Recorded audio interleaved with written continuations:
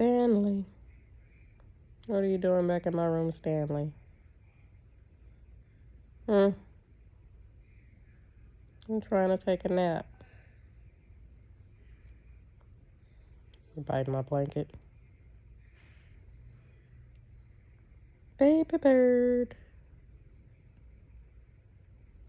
Ouch. Ouch. Stanley. Stop. I'm trying to nap. Ouch, you pulled my hair out. Stanley. Stanley is now always in my room.